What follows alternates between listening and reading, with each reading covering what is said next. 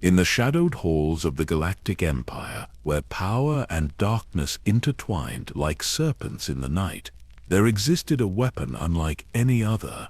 Not a warship that could shatter worlds, not a superweapon that could destroy planets, but a woman, a single woman whose very existence was a secret, kept from even the most powerful lords of the Sith. Her name was Mara Jade. Imagine a child taken from everything she knew, molded by the galaxy's most powerful tyrant into the perfect instrument of death. Trained personally by Emperor Palpatine himself, she moved through the shadows as his personal assassin, his enforcer, his most trusted hand. While Darth Vader ruled through fear and Grand Moffs commanded fleets, she operated in absolute secrecy, eliminating threats with surgical precision. But then came the moment that would shatter everything. On a distant moon called Endor, as rebel forces celebrated their greatest victory, Mara felt her master die across the impossible distance of space.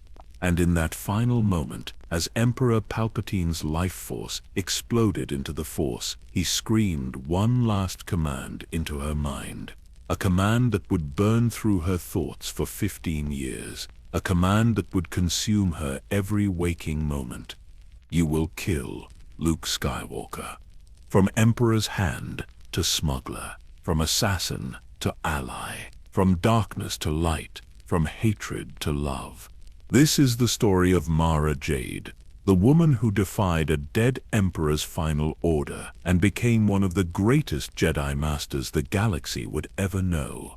Tonight we journey through one of the most incredible transformation stories in Star Wars legends, the tale of Mara Jade, from the Emperor's deadliest weapon to Jedi Master, wife, mother, and hero. Her story is one of choice, redemption, and the power to forge your own destiny despite the chains of the past. Now, before we begin, I want to mention something interesting. Around 62% of the people who watch and enjoy these videos haven't subscribed yet. If you're finding comfort in these stories, if they help you drift off to sleep, I genuinely appreciate your subscription. It helps me continue creating these long-form journeys into the worlds we love. Also, I'm genuinely curious and would love to hear from you. Drop a comment telling me where in the world you're listening from and what time it is there. Are you winding down after a long day, starting your night? I always find it amazing to discover our community spans every time zone and continent. So now dim the lights if you haven't already. Get comfortable under your blanket, maybe turn on a fan for that gentle background hum. Let's ease into this epic saga together, and may the Force be with you as we begin.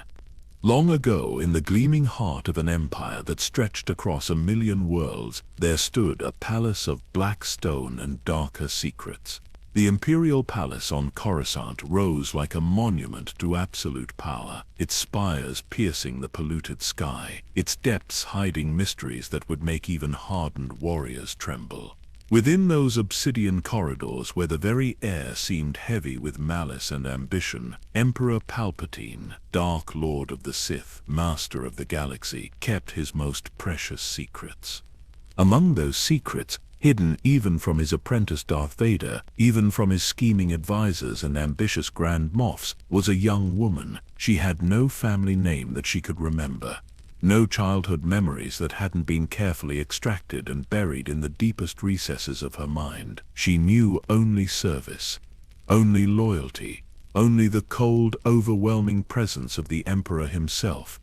Her name was Mara Jade, and she was perhaps 8 or 9 years old when Palpatine found her, though the exact details remained shrouded in deliberate mystery. Some whispered she came from a backwater world in the Outer Rim. Others claimed she was plucked from the crowds of Coruscant itself. The truth, like so much about her early life, had been erased by the Emperor's manipulations. He had taken her memories of parents, of home, of any life before him, and replaced them with singular devotion. In hidden training facilities that existed on no imperial records, in chambers accessible only through the Force, Palpatine personally molded this child into something unprecedented. She was not to be an inquisitor like those who hunted the surviving Jedi. She was not to be a dark side adept bound by Sith traditions. She was to be something far more unique, something that existed in the space between the light and dark, visible to neither. The Emperor taught her to touch the Force, to feel its currents, and bend them to her will. But unlike his Sith teachings to Vader, unlike the doctrine of hatred and passion, he taught her control, discipline, the ability to hide her presence in the Force so completely that even the Dark Lord of the Sith himself, Darth Vader, could pass within meters of her and sense nothing unusual. She was a ghost, a phantom that could walk through the most secure facilities, attend the most exclusive gatherings, infiltrate the most protected organizations, and never once register as a threat. Her training went far beyond the Force. Palpatine ensured she became a master of countless skills: combat with blade and blaster, hand-to-hand fighting techniques from a dozen warrior cultures, piloting everything from speeder bikes to capital ships, slicing through even military-grade security systems, the arts of seduction and manipulation, poisons and their antidotes, disguise and infiltration. By the time she reached her teenage years, Mara Jade had become the most dangerous young woman in the galaxy, and almost no one knew she existed. The Emperor called her his Hand. The Emperor's Hand. It was a title that meant everything and revealed nothing. To the few who suspected such an operative existed, the name carried whispers of dread. Imperial morphs, who grew too ambitious, would vanish in the night. Rebel sympathizers funding the Alliance from within the core worlds would suffer fatal accidents. Corrupt officials stealing from Imperial coffers would be found dead in their private chambers. Rogue Force users who escaped the Inquisitorius would simply disappear. Mara executed these missions with flawless precision. The Emperor would speak to her across the vast distances of space, his voice materializing in her mind through their unique telepathic link. No comlinks, no written orders, no evidence. His commands would echo in her thoughts, and she would obey without question. Sometimes she became a dancing girl in a crime lord's palace to eliminate a target. Sometimes she posed as a junior Imperial officer to root out traitors. Sometimes she appeared as a wealthy noble to infiltrate rebel funding networks. Whatever the mission demanded, she became. She took pride in this service. The Emperor was not merely her master, but her father figure, the only parent she had ever truly known.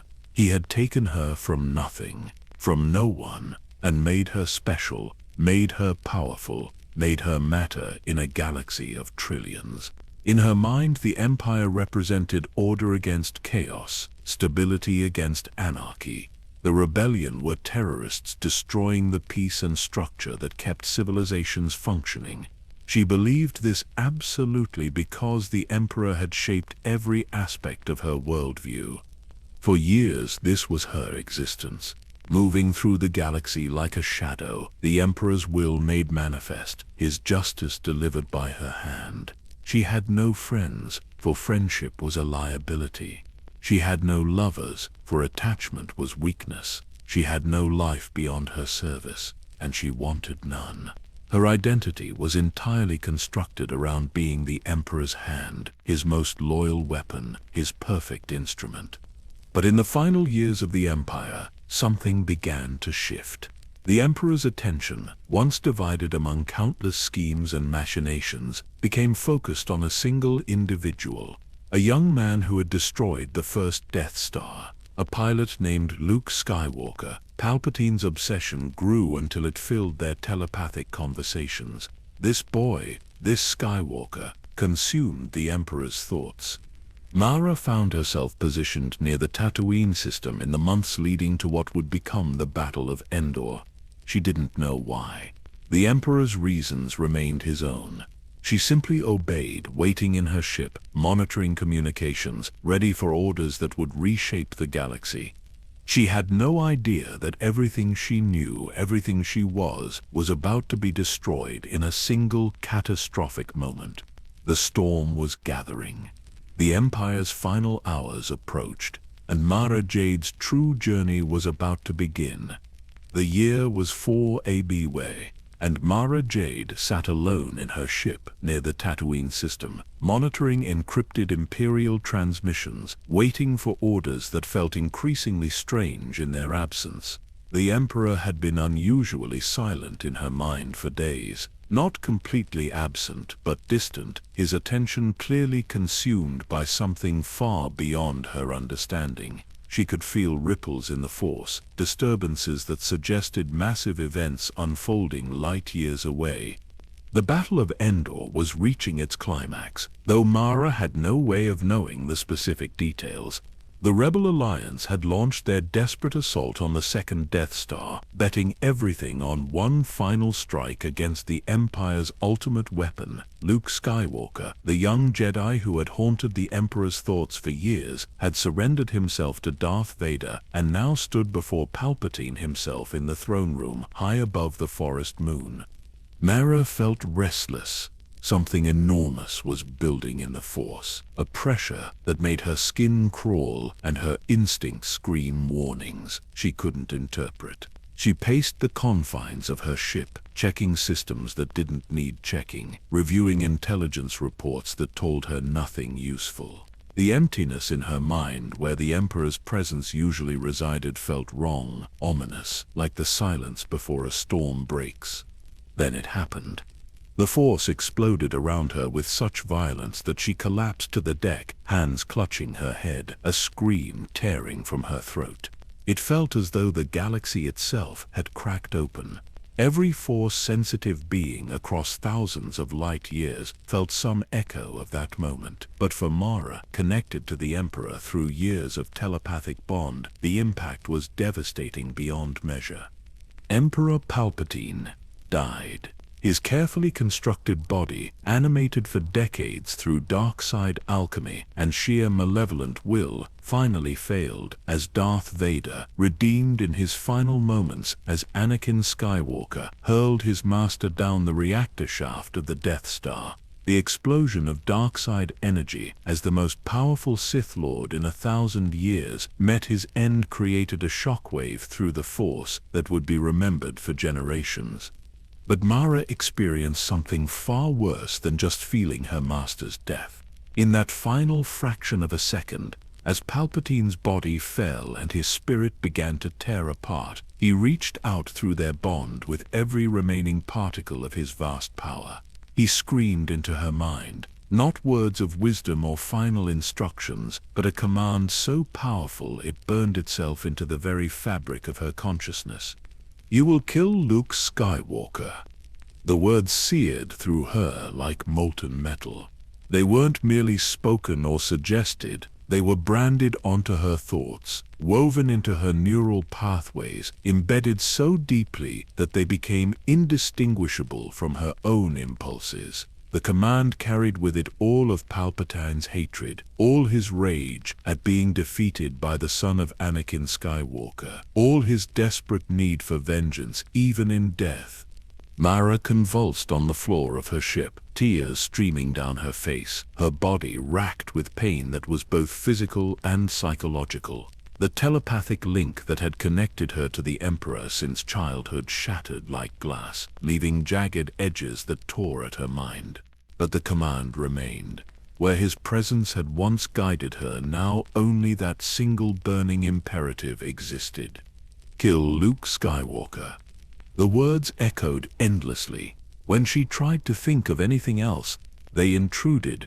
When she attempted to plan her next move, they demanded priority.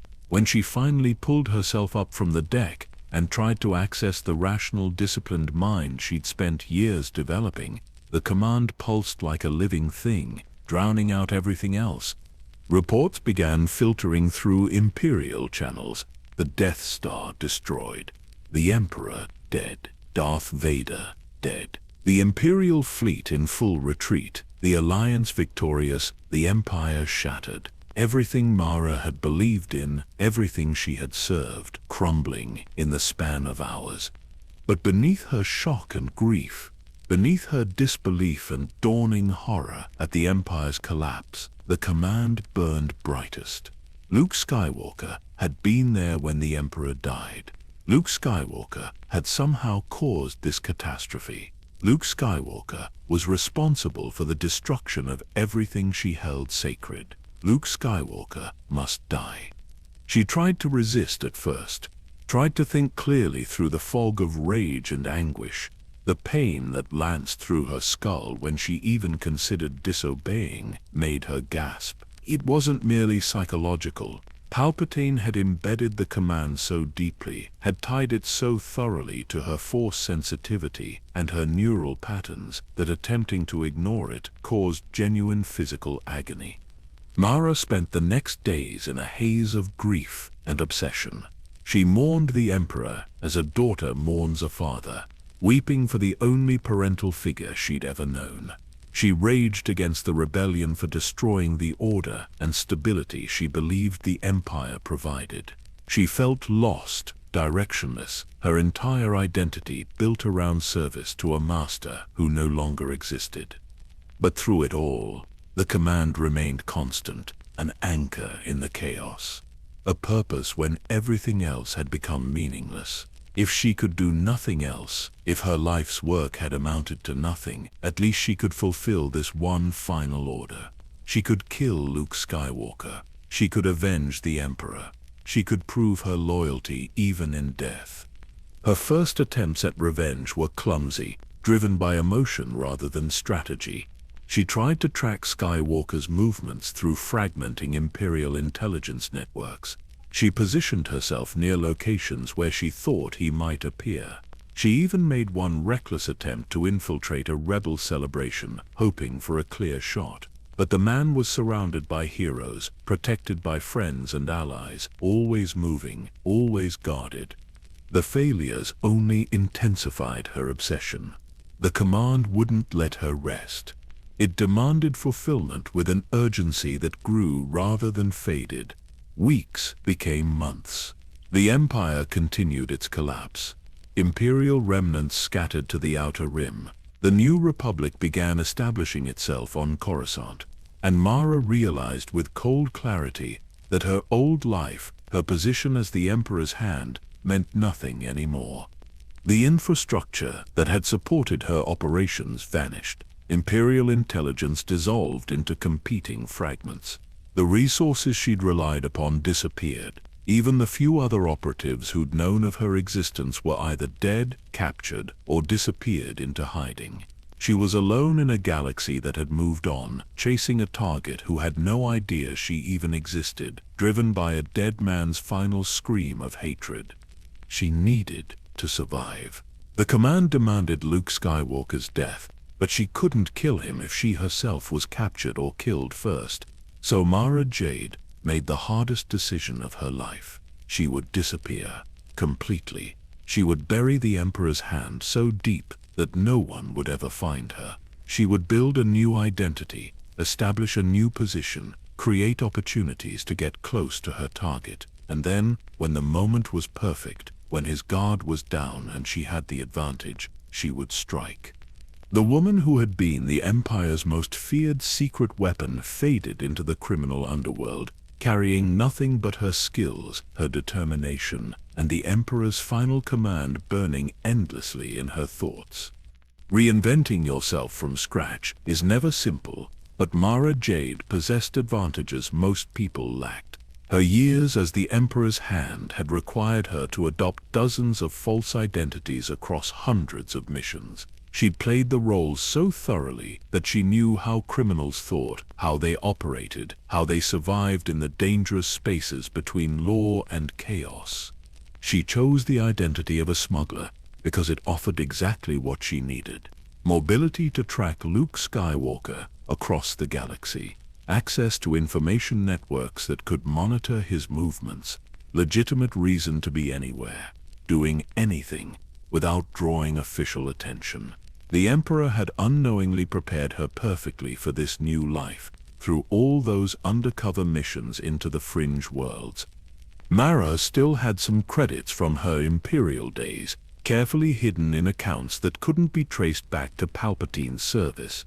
She used them to purchase passage to the Outer Rim, to acquire basic equipment to establish her cover story.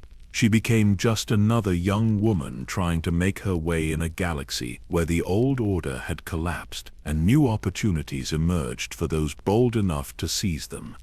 The first year after Endor tested her in ways Imperial training never had, she was completely alone for the first time in her life. No Emperor's voice guiding her decisions, no Imperial resources backing her operations, no authority to fall back on when situations turned dangerous. Just herself, her skills, and that constant burning command in her mind. She took small smuggling jobs at first, running cargo that legitimate merchants wouldn't touch, delivering packages that couldn't go through official channels, learning the routes, the contacts, the unspoken rules that governed the underworld. She was good at it, better than good. Her Imperial intelligence training let her assess risks with precision. Her force sensitivity, though she rarely used it overtly, gave her instincts that kept her ahead of pirates and customs officials alike. Gradually, Mara built a reputation. She was reliable, discreet, competent in ways that suggested military training without advertising it. She could pilot through asteroid fields that made other smugglers nervous. She could negotiate deals that benefited all parties. She could handle trouble when it arose, and more importantly, she could often avoid trouble entirely through careful planning. In the second year after Endor, roughly 5 ABB by the calendar, the New Republic was establishing. Mara encountered a man who would change the trajectory of her new life. His name was Talon Karde, and he was already becoming known as the galaxy's premier information broker. Card wasn't like the crime lords Mara had dealt with during her Imperial missions. He ran his organization with businessman's efficiency rather than thug's brutality. He dealt in information primarily, with smuggling as a profitable secondary operation. He employed skilled people and treated them fairly, earning loyalty through competence and respect rather than fear. He was exactly the kind of operator Mara could work with.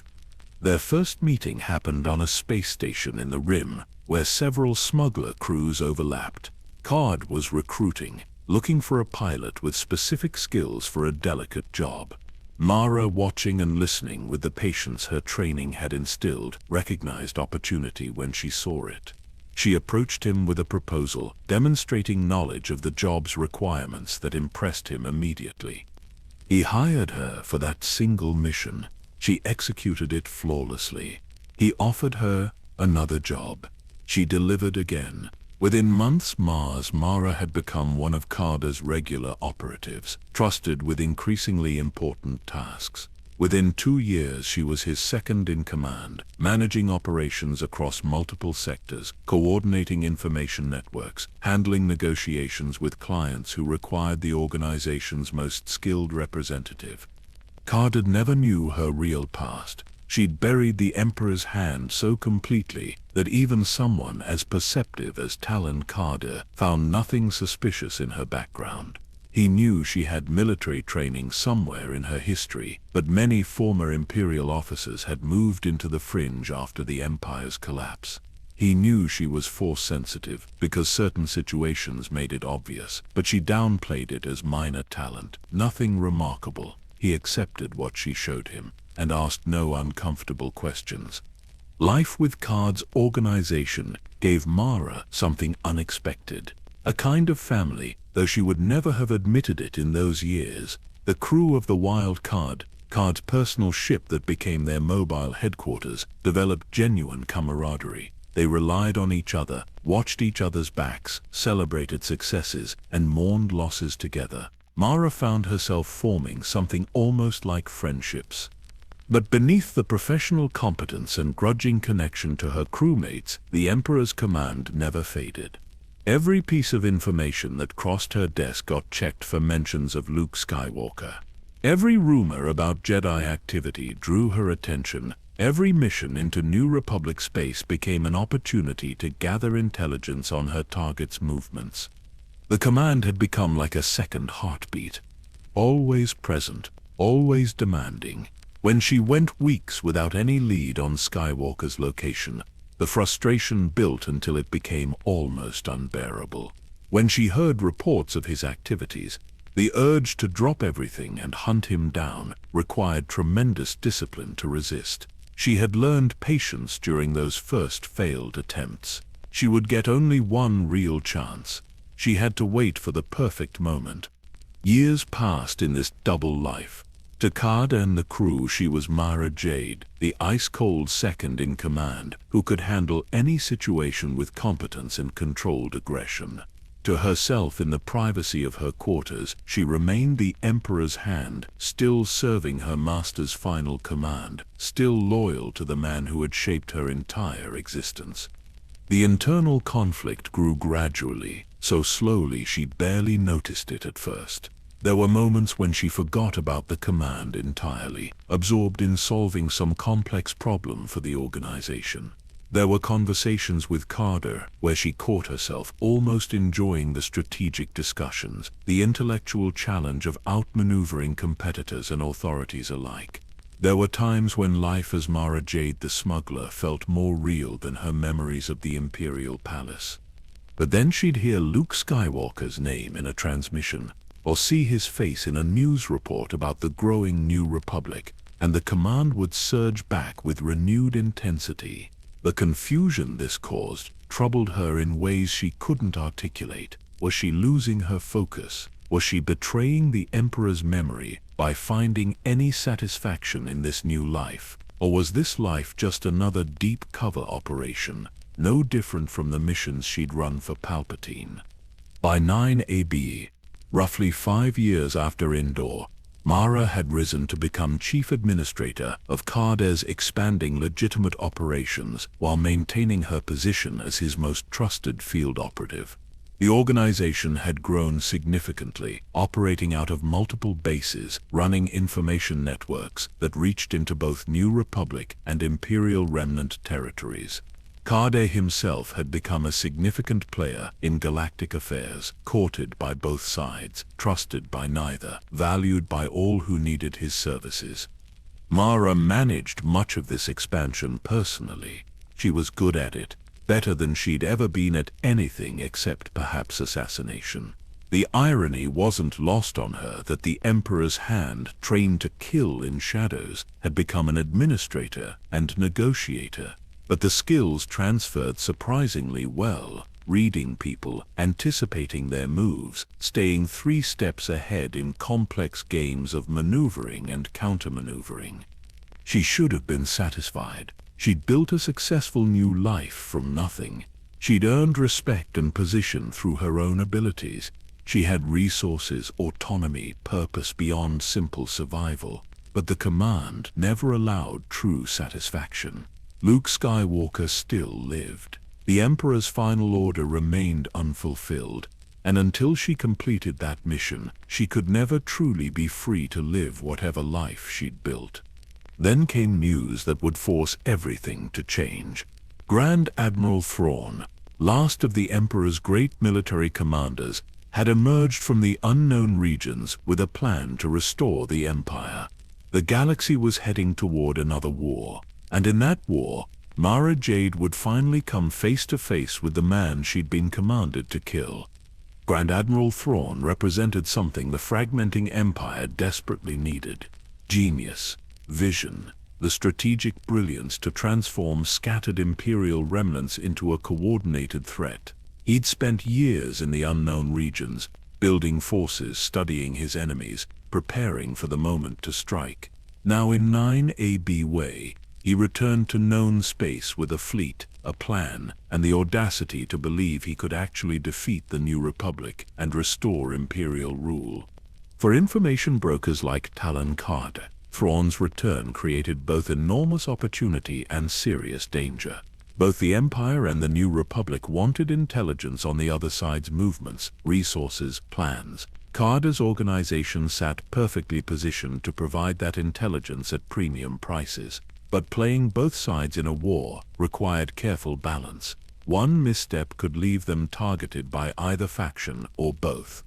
Mara watched these developments with mixed feelings. Part of her, the part still loyal to the empire she'd served, felt a surge of hope at Thrawn's return. Perhaps the Emperor's vision could be realized after all. Perhaps order could be restored to the chaos the rebellion had created. But another part, the part that had spent 5 years building a life outside Imperial control, recognized the coming war as a threat to everything she'd established. The decision that would change everything came when Thrawn's forces began aggressively pressuring neutral parties to choose sides. Carter, determined to maintain independence, found himself increasingly caught between Imperial demands and New Republic offers. The situation came to a head on a world called Myrka, a planet Carter had been using as a hidden base. Myrka possessed unusual properties. The forests were filled with creatures called Ysalamiri, small lizard-like animals that created bubbles of force emptiness around themselves. Within their range, the force simply didn't exist. No Jedi powers, no force sensitivity, nothing. Carter valued this property for keeping his base hidden from force users who might otherwise sense their presence. Myrka found it deeply unsettling but useful. The crisis began when smugglers working for a rival organization captured both Mara and a New Republic operative who'd been sniffing around Myrka. The smugglers, hoping to sell valuable prisoners to the highest bidder, imprisoned them together in a small cargo hold surrounded by Ysalamiri. They planned to contact both the Empire and the New Republic, start a bidding war, and profit handsomely. Mara's fellow prisoner was Luke Skywalker. She recognized him instantly despite never having seen him in person before. That face had haunted her thoughts for 5 years. Those features had been the focus of her obsession, her hatred, her purpose. He was younger than she'd imagined somehow, less imposing, more human than the monstrous figure her mind had constructed. And he was sitting right there, within reach, completely vulnerable in the force-empty bubble the Ysalamiri created. The command surged through her consciousness with overwhelming intensity. Kill him now. He's right there, helpless, unprotected. Fulfill the Emperor's final order. End this. Complete your mission. The voice wasn't Palpatine's anymore. Hadn't been for years, but it carried all his hatred regardless. Her hand moved toward the small blade concealed in her boot. Luke noticed the movement, tensed, but didn't attack. He watched her with eyes that were cautious but not hateful, waiting to see what she'd do, giving her the choice. "You're Mara Jade," he said quietly. Carter second. "I've heard about you." She froze, hearing him speak her name. The casual acknowledgement of her current identity rather than her past jarred something in her mind. He had no idea who she really was. No clue that she'd spent 5 years hunting him. No knowledge of the Emperor's final command burning in her thoughts. "You're Luke Skywalker," she replied, keeping her voice flat, controlled. "The Jedi." "I am." He glanced around their prison, assessing options the way she'd been trained to do. "Looks like we're both in trouble. Any ideas for getting out?" The pragmatic question cut through her murderous impulse. He was treating her as a potential ally, not a threat. Assuming cooperation rather than conflict, the attitude was so foreign to her Imperial training that it actually disarmed her momentarily. The command screamed at her to act, to strike while he was vulnerable. But her tactical mind, honed through years of missions for Palpatine and then Card, recognized a problem. They were both prisoners, both surrounded by enemies, both facing potential death, or worse, if sold to the wrong buyer. Killing Luke now would leave her still trapped, still in danger, having gained nothing except fulfilling a dead man's revenge. "We work together to escape," she found herself saying. "Then we go our separate ways." Luke nodded, accepting this readily.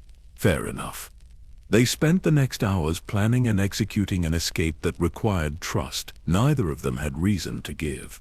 Mara used her knowledge of smuggler operations to predict their captors' routines.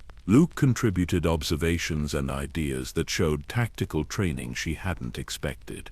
Together they disabled guards, seized weapons, fought their way to a ship, and escaped Marker before their captors could organize effective pursuit. Throughout the escape, Mara kept waiting for the right moment to kill him and complete her mission. But the moments never felt right. When his back was turned, they were still in danger, and she needed him alive. When they reached temporary safety, he'd just saved her life in some firefight.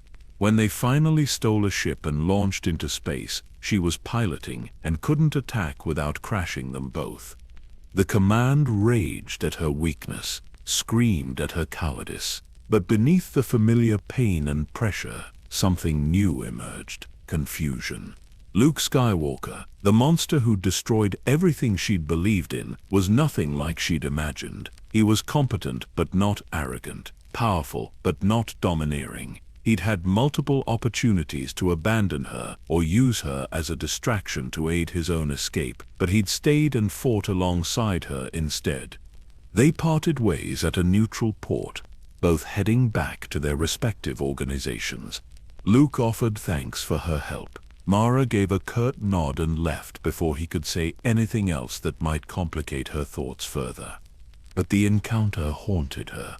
For 5 years, she'd built Luke Skywalker into a symbol of everything wrong with the galaxy. The rebellion's destruction of order, the chaos that had consumed her world, the enemy who'd killed her master. Now she'd met the actual man, and he didn't match the image at all. The crisis deepened as Thrawn's campaign intensified. Carter, recognizing that neutrality was no longer sustainable, made the difficult decision to ally with the New Republic.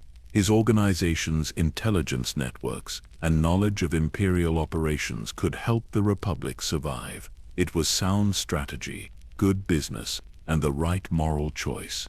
It also meant Mara would be working directly with Luke Skywalker, repeatedly, in close quarters, while the command to kill him continued burning in her mind. The months that followed tested her in ways no Imperial training had prepared her for. She found herself on missions with Luke, fighting Imperial forces she'd once served, saving his life because the tactical situation required it, even as the command demanded she kill him. Watching him interact with others, seeing his genuine compassion and commitment to protecting people, realizing that everything the Empire had taught her about the rebellion might have been lies. Luke, for his part, seemed to sense something conflicted in her. He never pushed, never pried, but he offered friendship consistently, treated her as an ally and potential friend rather than a suspicious former Imperial, trusted her in situations where most people wouldn't, betting his life on her competence and honor. The command weakened gradually under the assault of reality. Not gone, never gone, but no longer absolute.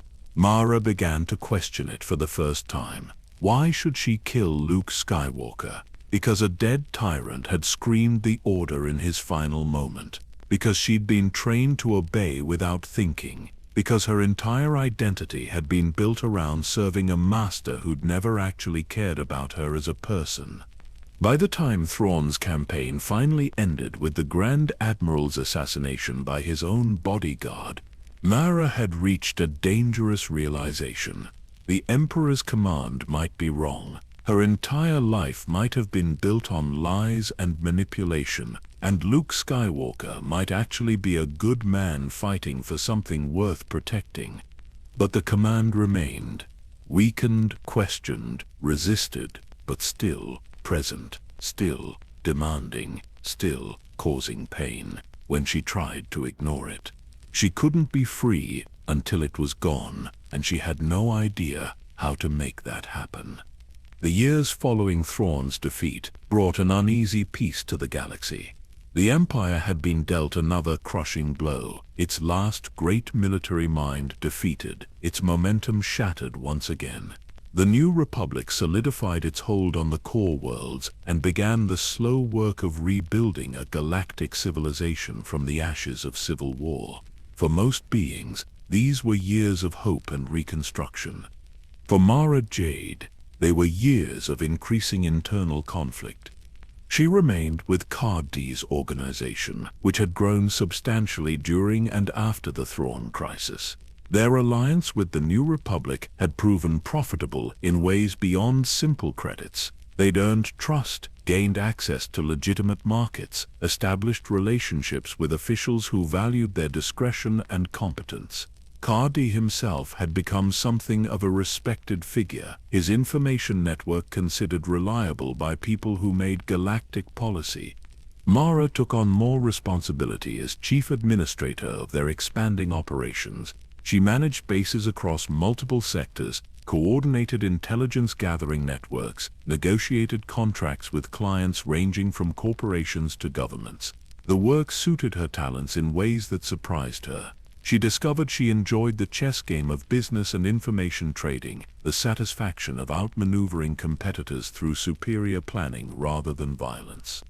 But the professional success couldn't quiet the turmoil in her mind. The Emperor's command, once an absolute certainty that defined her existence, had become a source of confusion and pain in new ways. It still echoed through her thoughts, still demanded Luke Skywalker's death, still caused sharp agony when she actively resisted it. Yet now it fought against mounting evidence that obeying would be wrong. She encountered Luke repeatedly during these years. The New Republic occasionally requested Carter's assistance with situations requiring both diplomatic finesse and willingness to operate in gray areas. Mara often handled these jobs personally, which meant working alongside Jedi, particularly Luke. He was building something he called the New Jedi Order, training Force sensitives he found across the galaxy, trying to resurrect knowledge the Empire had spent decades destroying. Each interaction chipped away at her certainty. Luke showed her ancient Jedi texts he'd recovered, spoke of philosophies so different from Palpatine's teachings that they seemed to come from another galaxy entirely. The Jedi believed in service without domination, power without corruption, strength through compassion rather than fear. It sounded impossible to Mara, contradicted everything she'd been taught, yet Luke and his students seemed to actually live these principles. More troubling were the moments when Luke looked at her with understanding that went beyond surface interaction. He sensed her conflict somehow, felt the darkness she carried, even though she'd learned to hide her Force presence. He never confronted her directly, never demanded explanations, but he offered openings, comments about how the Force could reveal truth if someone was willing to listen. Observations about how Palpatine had specialized in twisting people's perceptions, quiet suggestions that her past didn't have to define her future. She deflected these offerings with sarcasm and professional distance, getting close to Luke Skywalker, letting him see the real turmoil underneath her controlled exterior, felt impossibly dangerous. Not just because of the command, though that remained a constant threat, but because she'd spent her entire life building walls to protect herself. The Emperor had taught her that attachment was weakness, that caring made you vulnerable, that trust led to betrayal. Opening those walls even slightly terrified her in ways combat never had. Yet the walls were cracking regardless of her efforts to maintain them. She noticed things about Luke that bypassed her defenses. His genuine care for his students, even the difficult ones, the way he carried the weight of rebuilding the Jedi Order without complaint or arrogance, his willingness to admit uncertainty, to ask for advice, to acknowledge mistakes. The Empire had taught her that leaders ruled through fear and absolute confidence. Luke led through example and honest vulnerability, and somehow it worked.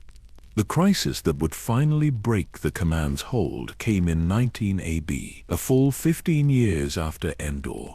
Intelligence reached Carter about a threat emerging from the unknown regions, from a planet called Nirawan that had connections to Imperial remnants and possibly Thrawn's hidden preparations.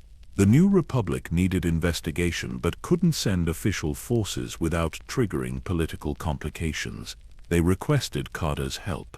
He agreed and assigned Mara to lead the mission. Luke Skywalker volunteered to accompany her. He had his own reasons for investigating Niriswan, connections to Force visions and concerns about Imperial activity in the region. Mara couldn't refuse the assistance without raising questions she didn't want to answer. So they departed together into the unknown regions, just the two of them in a small ship, heading into danger with only each other for backup. The journey took weeks. Hyperspace routes into the unknown regions were poorly mapped, requiring careful navigation and frequent course corrections. They had time to talk in ways they never had before.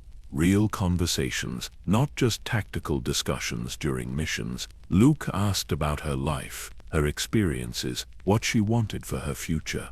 Mara deflected most questions, but found herself sharing more than she'd intended. Small things at first. Opinions about galactic politics, stories from smuggling runs that had gone unexpectedly, observations about the New Republic's growing pains.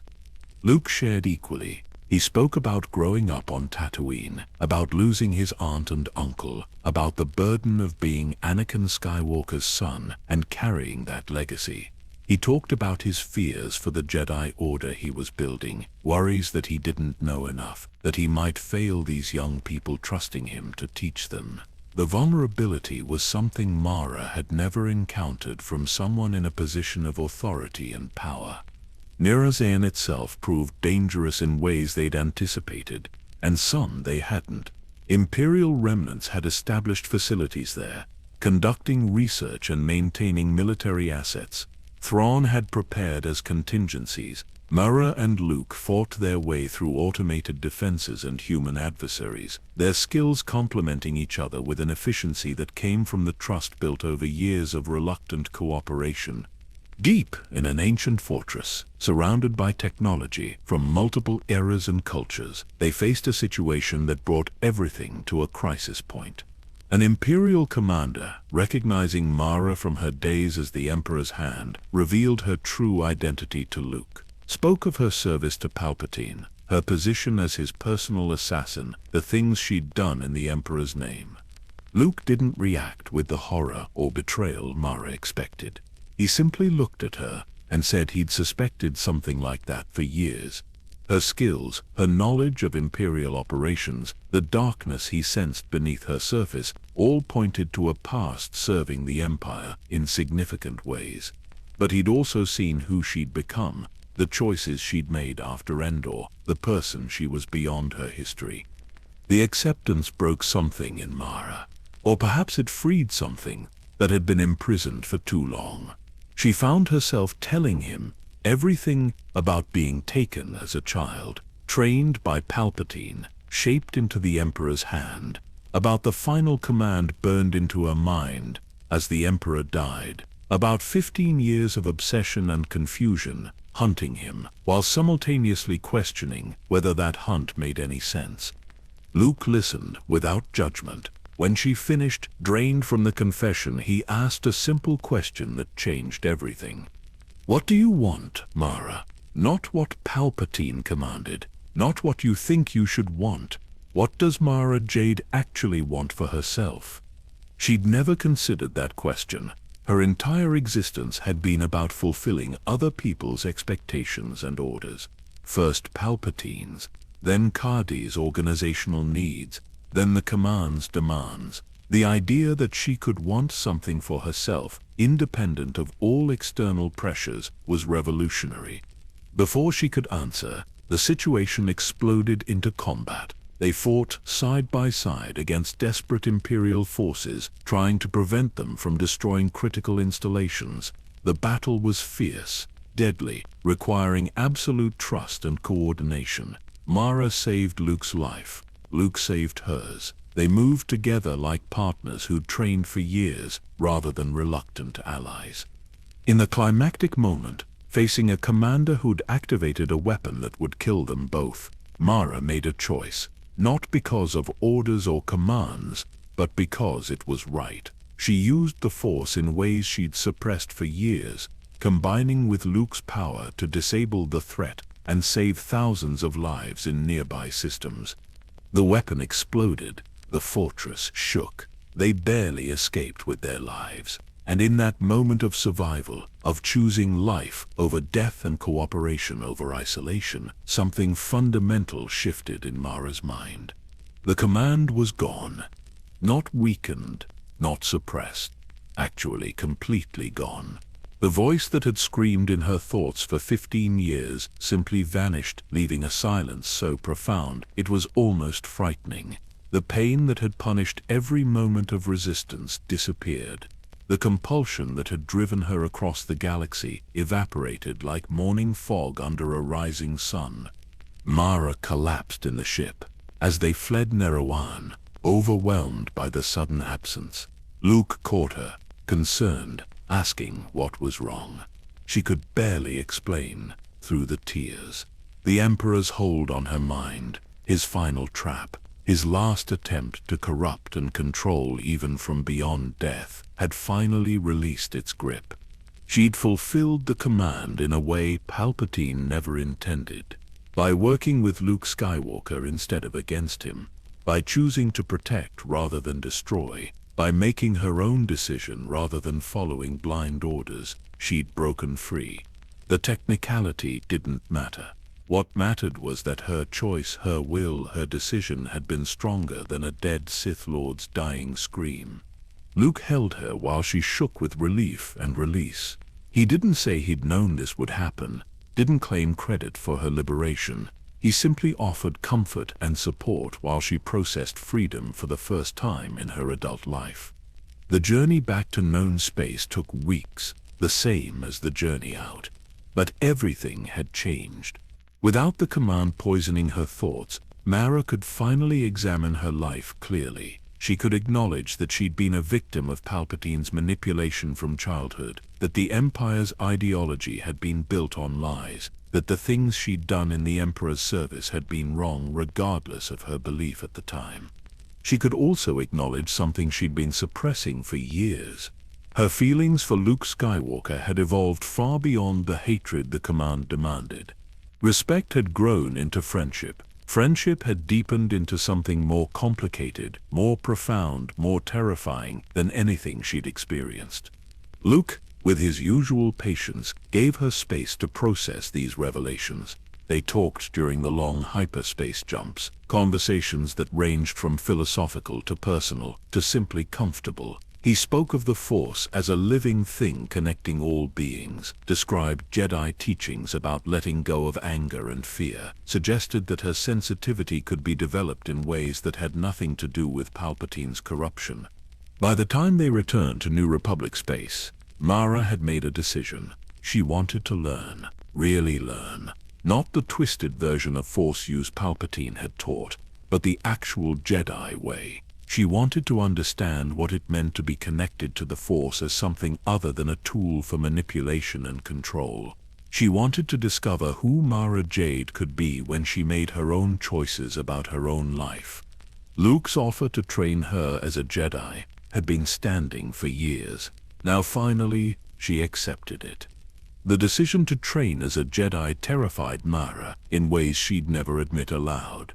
She'd faced death countless times without flinching, had infiltrated the most dangerous organizations in the galaxy without hesitation, had fought battles against impossible odds with calm efficiency.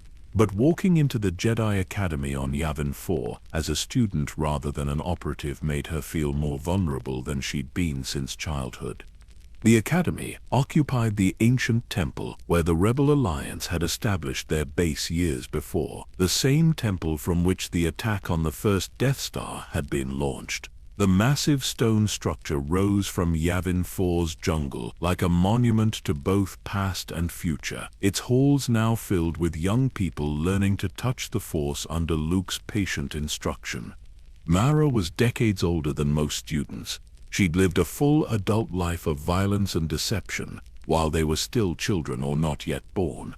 Her experience should have made training easier, but it actually complicated everything. The youngsters could accept Jedi teachings with open minds, unburdened by years of contrary training. Mara had to unlearn before she could learn, had to identify and root out Palpatine's manipulations from her understanding of the Force itself. Luke approached her training differently than he did with younger students. He recognized that she already possessed formidable skill and discipline. What she needed wasn't basic instruction but philosophical reframing. Instead of teaching her to touch the Force, he taught her to trust it. Instead of showing her how to use power, he demonstrated how to serve something greater than herself. The contrast with her Imperial training was stark and disorienting. Palpatine had taught the Force as something to dominate and bend to your will, a tool for achieving personal power and crushing opposition. The Jedi way described the Force as a living energy field connecting all things, something to align with rather than control. Palpatine had emphasized anger and fear as sources of strength.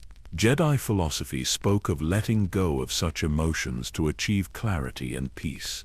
Early sessions left Mara frustrated and doubtful. The Jedi approach felt weak to her pragmatic mind, too passive and trusting for a galaxy that remained dangerous. She'd survived through controlled aggression and constant vigilance. The suggestion that she should lower her defenses and open herself to the Force felt like inviting disaster. Luke never pushed. He simply demonstrated, showed her through example what Jedi training could achieve. When she struggled with meditation, unable to quiet her tactical mind long enough to sense the deeper currents of the Force, he sat with her in patient silence until she found moments of peace. When she defaulted to aggressive combat techniques during lightsaber practice, he deflected her attacks with minimal effort, while explaining how economy of motion and defensive mastery actually provided greater advantage than overwhelming offense. The other students presented their own challenge. They knew Mara had served the Empire, though not the specifics of her role as the Emperor's hand. Some viewed her with suspicion, others with curiosity about what someone with her experience could teach them, a few with outright hostility for her Imperial past. Mara handled all reactions with the same controlled distance, refusing to explain herself or seek approval. But gradually, despite her resistance, the training began to change her. Not overnight, not through sudden revelation, but through accumulation of small moments and incremental shifts in understanding.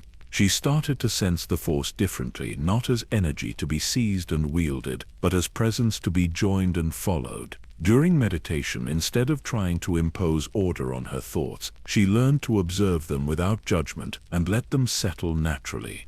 In combat practice, she discovered that flowing with an opponent's energy rather than meeting force with force could be devastatingly effective.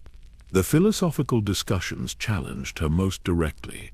Luke gathered students regularly to debate Jedi principles and their application to real situations. Mara, accustomed to clear hierarchies and absolute orders, struggled with the Jedi emphasis on individual conscience and personal responsibility. The idea that a Jedi should make their own ethical decisions based on circumstances rather than following rigid rules felt anarchic and dangerous.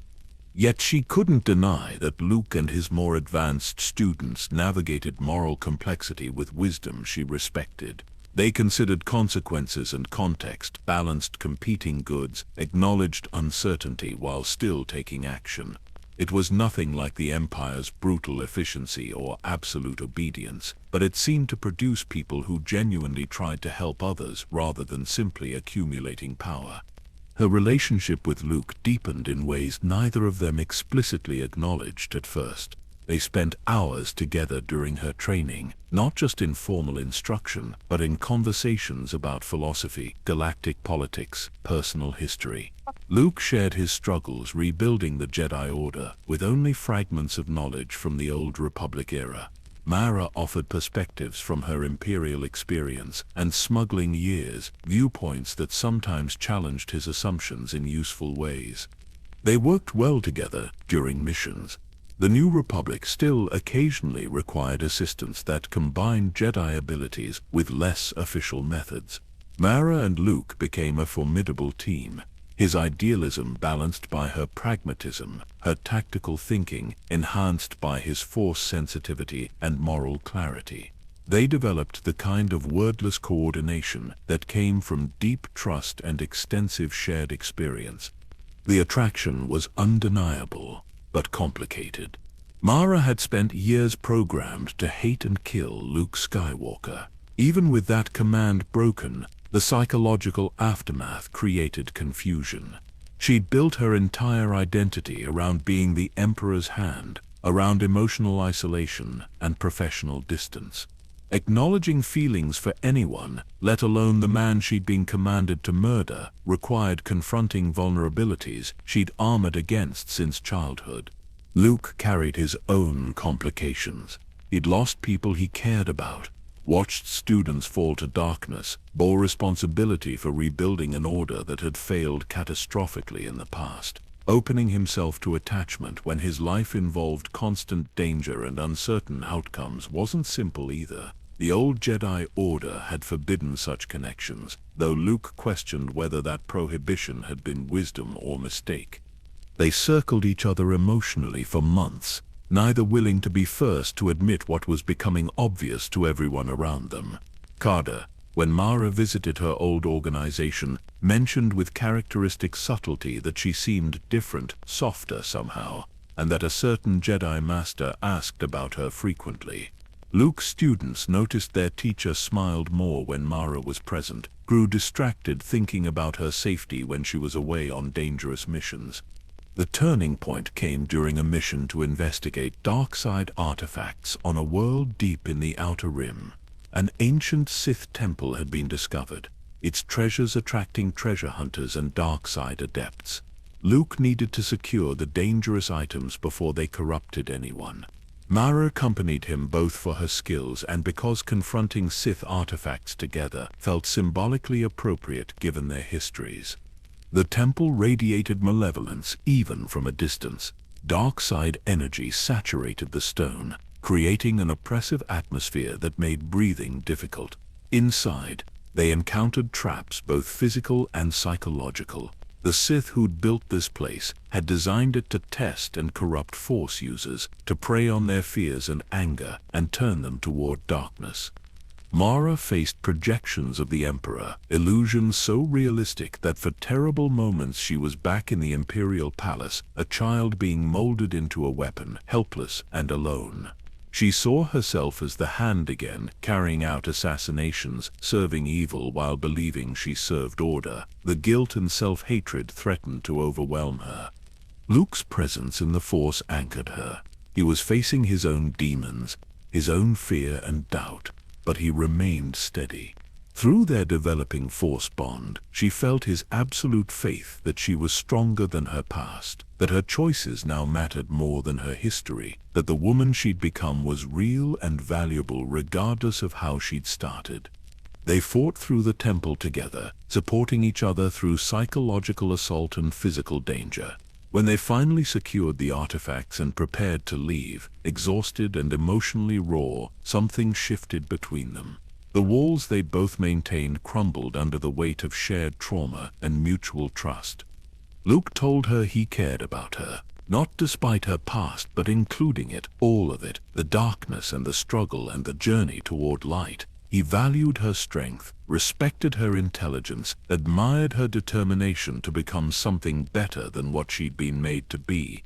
Mara, for perhaps the first time in her life, allowed herself to be vulnerable.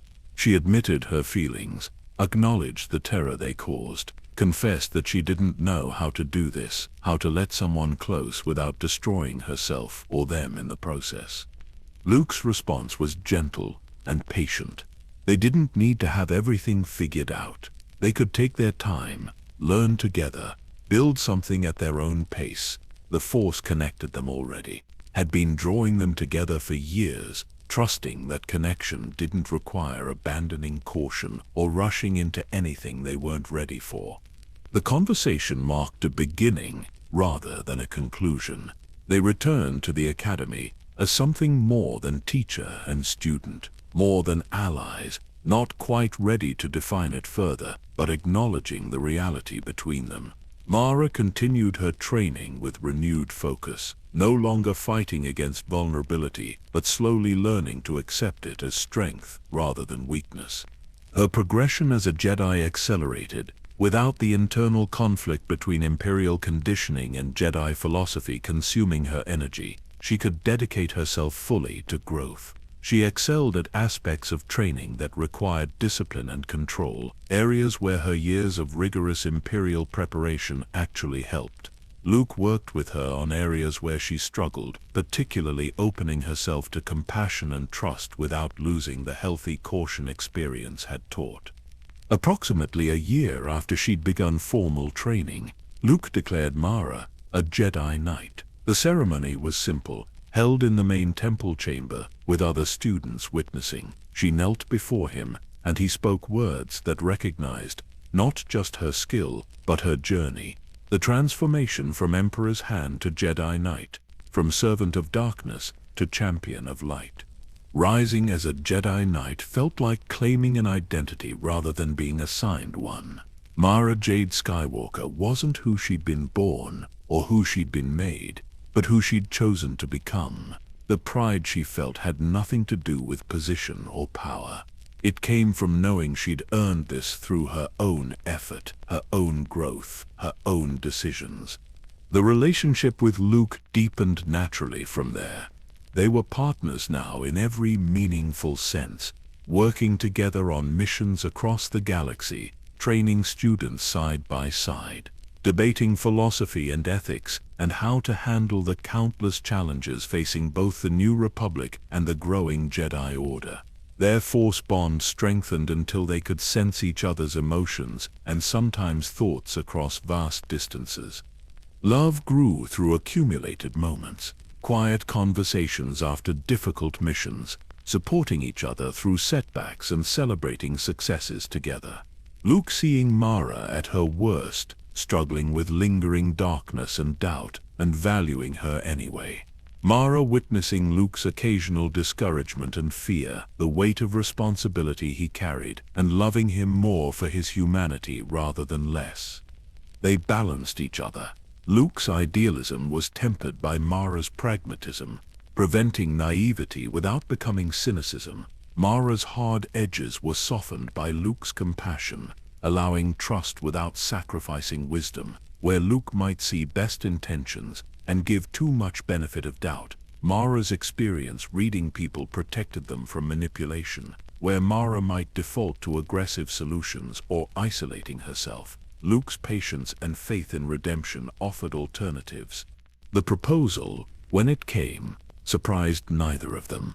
They were on a peaceful world, taking rare time away from constant crises and responsibilities. Luke asked simply and directly. He wanted to build a life with her, to make permanent the partnership they'd already created. The Jedi Order he was building would allow attachments because he'd come to believe the old prohibition had been mistake rather than wisdom. Love didn't have to lead to possessive attachment and fall to darkness. It could be source of strength and light if approached with wisdom and balance. Mara accepted without hesitation. She'd spent too much of her life alone, isolated by training and fear. Luke offered companionship, partnership, a home not in a place but with a person. The girl who'd been taken from whatever family she'd had and made into a weapon had found something she'd never imagined possible. She'd found love, freely chosen and freely given. The wedding took place on Coruscant in 19 ABE, approximately 15 years after the Emperor's death and 5 years after Thrawn's defeat. The New Republic had established itself firmly enough that celebration felt appropriate, that pausing briefly to honor joy alongside constant vigilance seemed possible. Luke and Mara chose a relatively simple ceremony, despite both having become public figures whose union carried symbolic weight beyond their personal relationship. The guest list reflected their complicated histories and diverse connections.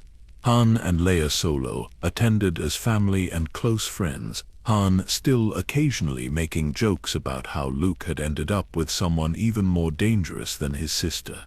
Leia, Force-sensitive herself and understanding the journey Mara had traveled, welcomed her warmly into what passed for family among people whose lives involved saving the galaxy repeatedly. Chewbacca stood witness, the Wookiee's presence a reminder of battles fought and survived together. Lando Calrissian, now a respectable businessman with only occasional relapses into roguish behavior, attended with characteristic charm and genuine happiness for his old friend. These were the heroes of the rebellion, people who'd fought the Empire when Mara served it, now celebrating her marriage to one of their own. Talon Karrde came with several members of his organization, representing the years Mara had spent building a life in the shadows between law and crime. Karrde had known something of her past, but never pride, had valued her competence and loyalty, had given her purpose when she'd been lost.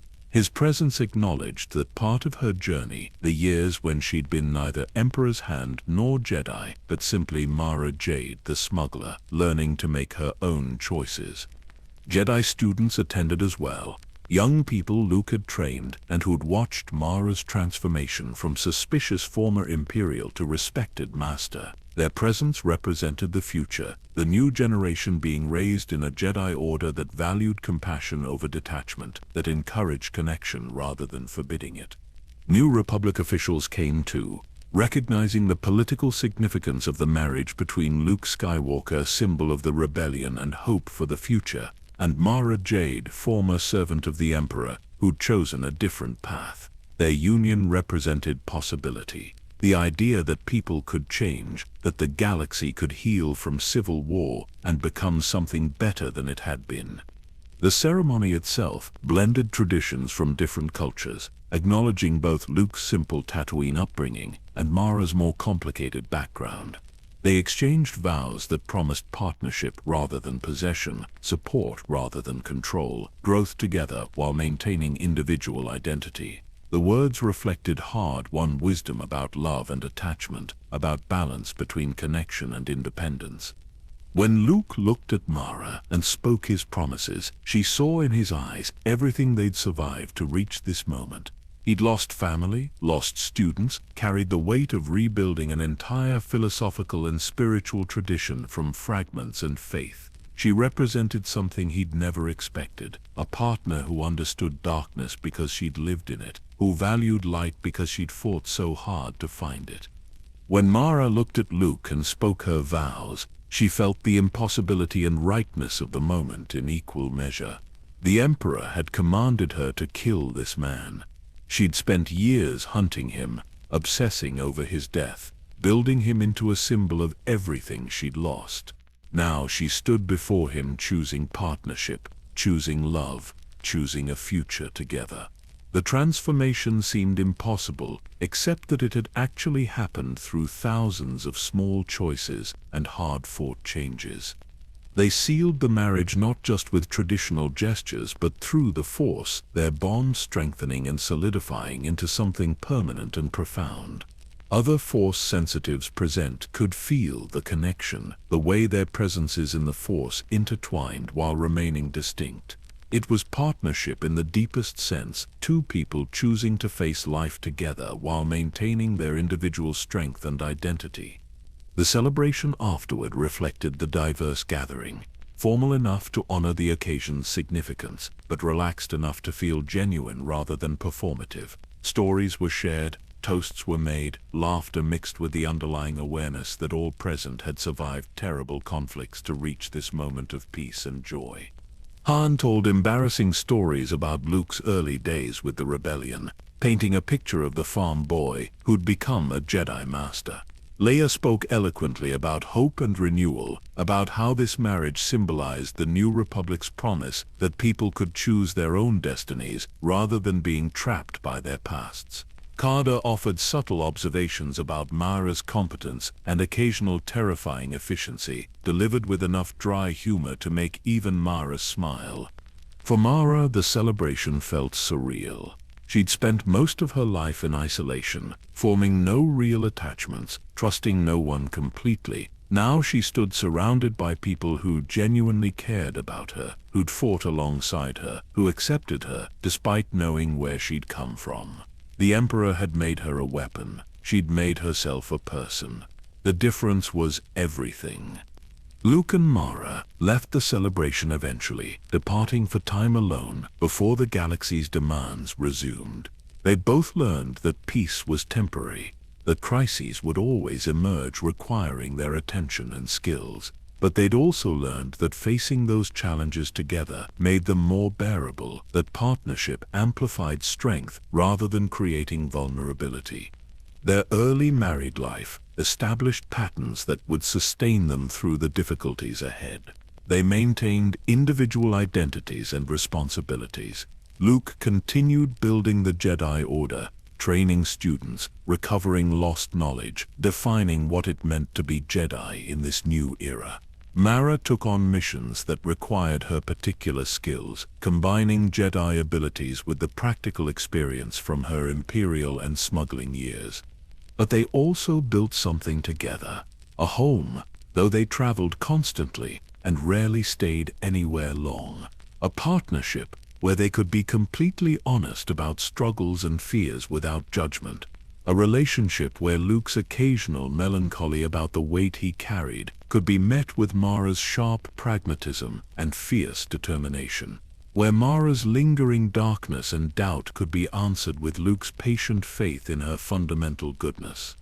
They trained together, practiced lightsaber forms and force techniques, pushed each other to improve while respecting each other's different approaches. Luke's style was fluid and defensive, built around minimal necessary force and protecting life. Mara's remained more aggressive and direct, shaped by years when hesitation meant death. Both approaches had value. Learning from each other made them both more complete. The missions they undertook together showcased their complementary abilities, situations requiring both Jedi wisdom and practical ruthlessness.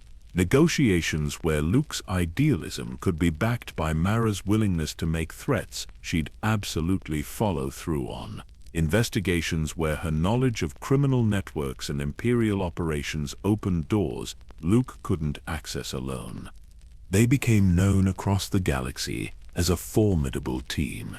Luke Skywalker and Mara Jade Skywalker, Jedi Masters whose partnership represented something new and powerful. Stories spread about their missions, their effectiveness, the way they moved together as though connected by more than just teamwork.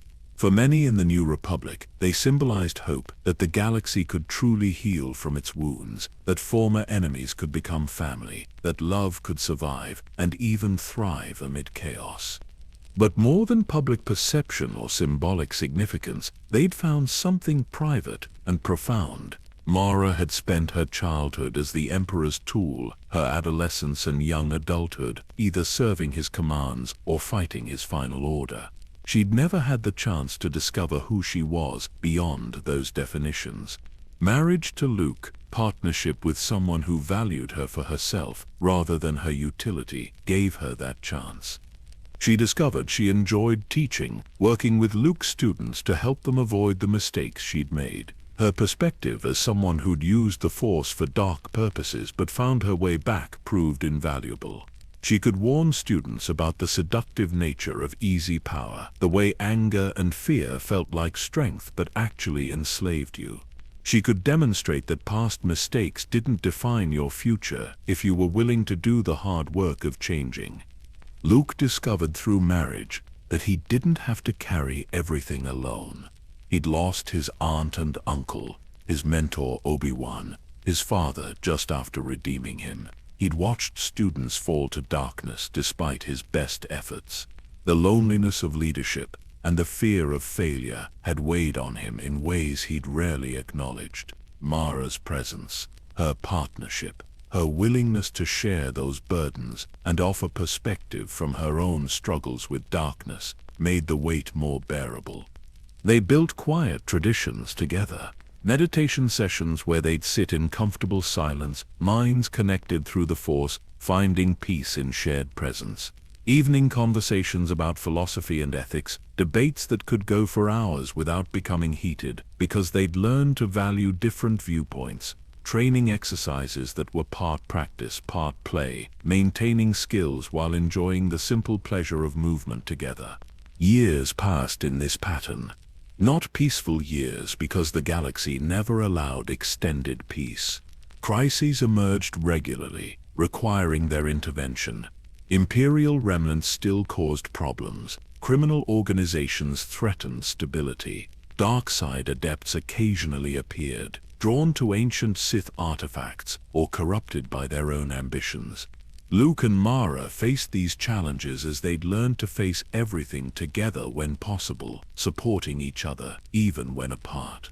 The marriage deepened through accumulated experiences, through missions that went sideways and required improvisation, through losses when students fell or friends died, through victories, both large and small, through the simple accumulation of days and months and years spent building a life together despite constant external demands.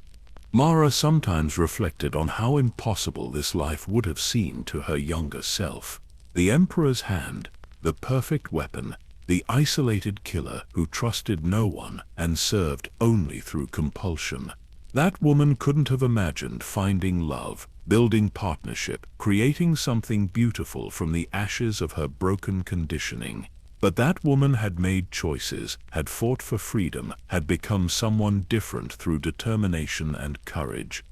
Luke sometimes looked at Mara and marveled at the journey they'd traveled together, from enemies to reluctant allies, to friends to something far deeper. He'd seen her at her worst, struggling with darkness and doubt, fighting demons both external and internal. He'd watched her grow, change, become fully herself rather than what anyone else had tried to make her. Loving her meant loving all of it, the darkness she'd survived and the light she'd chosen. They'd both learned that love wasn't weakness, as the Sith taught, or forbidden attachment, as the old Jedi believed. Love could be strength if approached with wisdom and balance. Partnership could amplify power rather than creating vulnerability. Connection through the Force enhanced rather than diminished individual capability when built on trust and mutual respect. The foundation they'd built together would be tested in ways neither could fully anticipate. The galaxy would demand more of them than they'd imagined possible. They'd face losses that threatened to break them, and challenges that pushed their relationship to its limits. But they'd face all of it together. Jedi Masters and partners, individuals who'd chosen each other and committed to that choice regardless of consequences. For now, though, they had peace. Not permanent, never permanent, in a galaxy still healing from decades of war, but real peace nonetheless. Time to simply be together, to enjoy the life they'd built, to prepare for whatever storms approached on the horizon. Mara Jade Skywalker, former Emperor's hand, had found her home, and it was enough. Peace never lasted long enough. Just when the New Republic seemed stable, when the Jedi Order had grown strong, when Luke and Mara had built a life that felt sustainable, the galaxy faced its greatest threat since the Empire's height. They came from beyond the galactic rim, from another galaxy entirely, bringing biotechnology that seemed almost alive and a religion that viewed mechanical technology as blasphemy. The Yuuzhan Vong. Their invasion began in 25 ABB with devastating effectiveness. Entire worlds fell in the initial assault. Billions died in the first months as living ships and biological weapons overwhelmed unprepared defenses. The New Republic military, built for peacekeeping rather than total war, struggled to mount effective resistance. Worse, the Yuuzhan Vong existed outside the Force entirely. Jedi couldn't sense them coming, couldn't anticipate their movements, couldn't use the abilities that made them formidable against conventional enemies. Luke threw himself into organizing Jedi response, while Mara took on missions that required her particular combination of skills. Her Imperial tactical training proved invaluable against an enemy that fought unlike anything the New Republic had faced. She'd learned warfare from officers who'd conquered galaxies, who understood logistics and strategy at scales most current commanders couldn't match. That knowledge became crucial as the war intensified. During an early mission infiltrating Yuuzhan Vong occupied territory, Mara encountered something that would change everything. She fought her way through living defenses and encountered a weapon unlike anything in her experience. It infected her, before she fully understood the danger. Corm spores, microscopic organisms designed to slowly consume a victim from inside, growing and spreading through tissue until nothing remained. She escaped the mission successfully, but carried death inside her. The symptoms appeared gradually at first: weakness that she attributed to exhaustion, pain that felt like battle injuries healing slowly. But medical scans revealed the horrifying truth. The spores were multiplying, spreading through her body, resistant to every treatment the New Republic's best doctors attempted. Mara was dying, slowly, inexorably, being consumed by an enemy she couldn't fight with lightsaber or force abilities. The irony wasn't lost on her. She'd survived the Emperor's conditioning, escaped his final command, found love and purpose, and built a life worth living. Now a microscopic weapon would kill her anyway. She told Luke, after the diagnosis was confirmed, watched his face cycle through denial and grief and desperate determination to find a cure. They tried everything. Medical treatments, force healing, ancient Jedi techniques recovered from holocrons. Some methods provided temporary relief, but nothing stopped the spore's progression. Months passed. Mara weakened, despite pushing herself to remain active and useful. Then came discovery that complicated everything further. She was pregnant. The timing seemed impossibly cruel. She and Luke had discussed having children someday, when the galaxy was safer, when they could actually provide stable childhood, rather than raising a son or daughter amid constant crisis. Now she carried new life while death grew inside her simultaneously.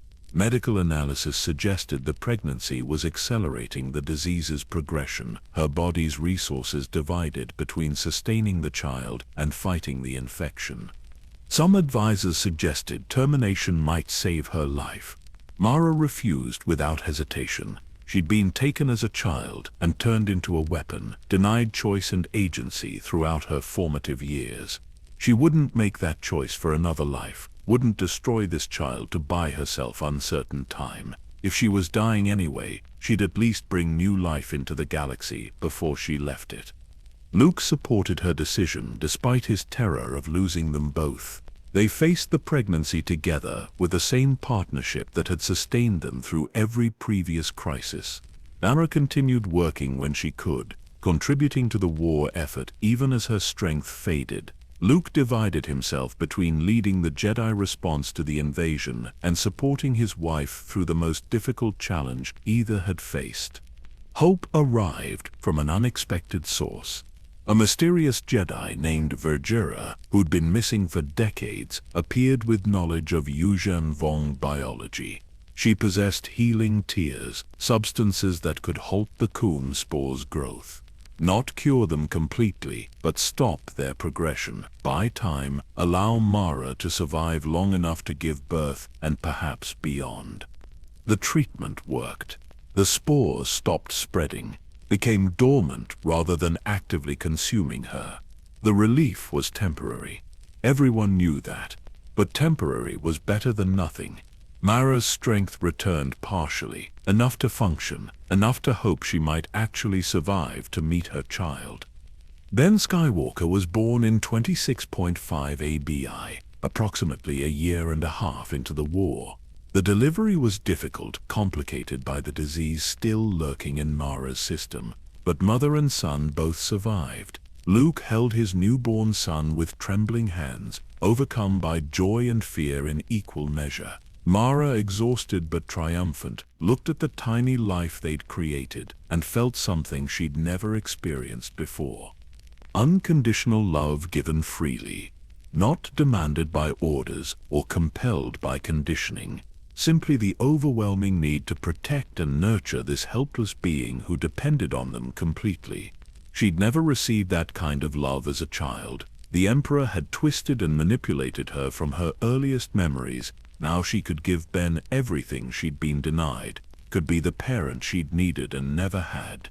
Motherhood during galactic war tested Mara in new ways. She couldn't simply focus on her infant son when billions were dying and the Jedi Order needed every capable master in the fight. She couldn't abandon her responsibilities even though every instinct screamed to protect Ben above all else.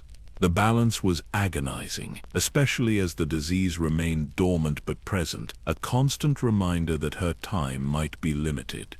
Luke became full partner in parenting, understanding that Mara needed to remain active in the war, both for her own sense of purpose and because her skills were genuinely crucial. They shared childcare when possible, relied on trusted friends when both were needed elsewhere, created sanctuary for Ben even as chaos consumed the galaxy around them. The war ground on for years. Entire regions fell to Yuuzhan Vong occupation. Coruscant itself was conquered and transformed into a living nightmare of biological reshaping. Trillions died. The New Republic collapsed and reformed as the Galactic Alliance. The Jedi Order took losses that would have destroyed a less resilient organization. Through it all, Luke and Mara fought, led, survived, and somehow managed to give Ben moments of actual childhood amid the horror. Mara's disease remained in uncertain remission. Some months she felt almost healthy, able to fight and contribute fully. Other times the spores seemed to wake partially, causing pain and weakness that forced her to rest despite her determination to push through. She lived with constant awareness that death remained inside her, waiting, that every day with Ben might be the last she'd see him grow. The war finally ended in 29 AB, after 5 years of devastating conflict. The Yuuzhan Vong were defeated, not destroyed but brought to peace through means both military and diplomatic.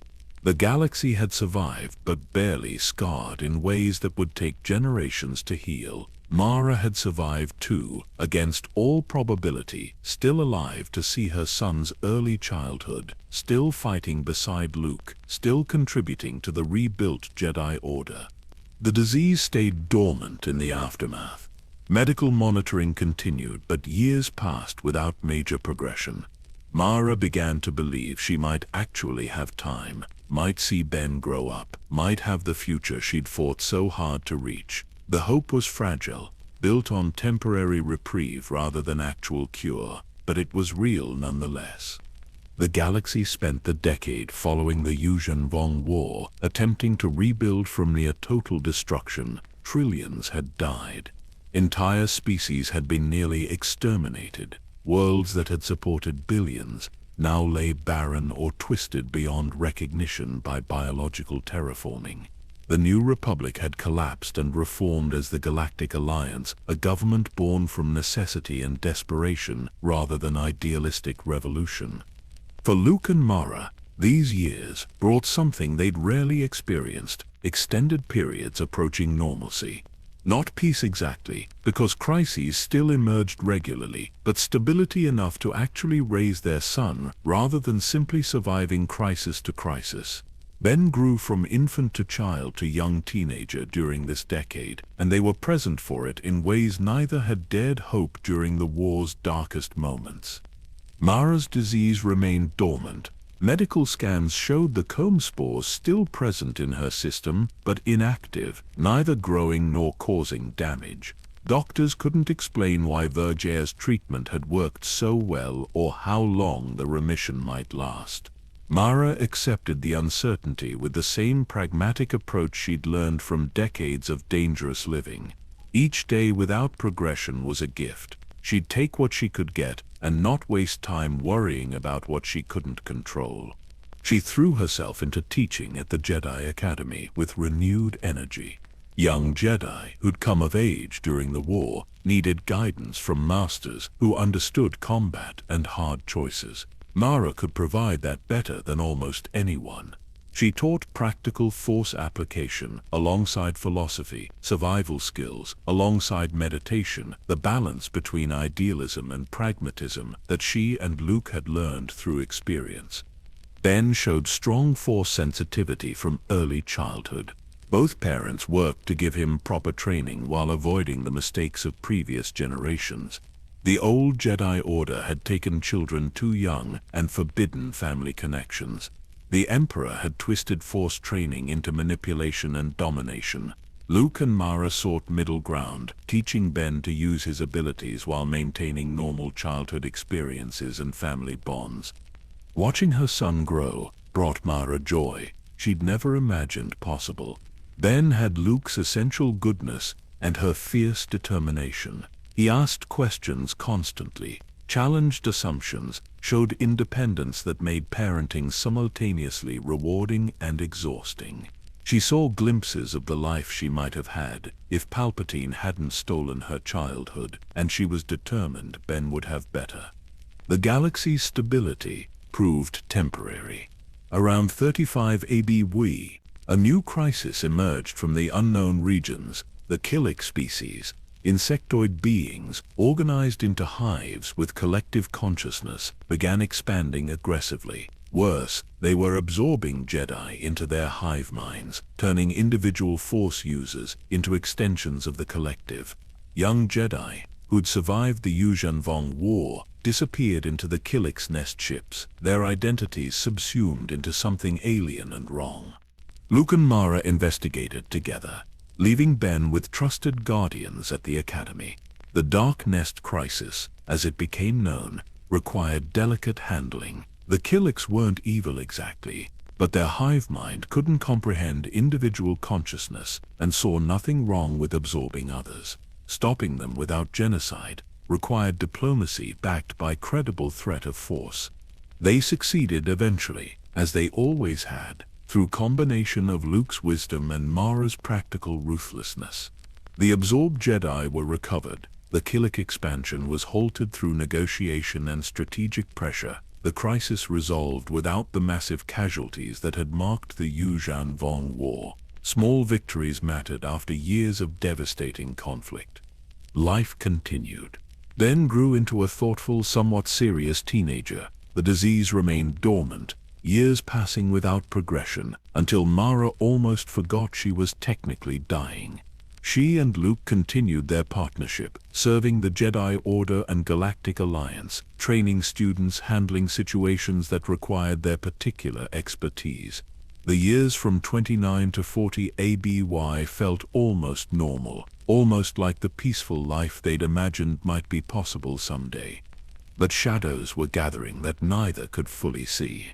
Political tensions were rising within the Galactic Alliance. Old conflicts between member worlds were resurfacing now that external threats had diminished. Some officials advocated for stronger centralized control. Others pushed for greater world autonomy. The debates grew heated.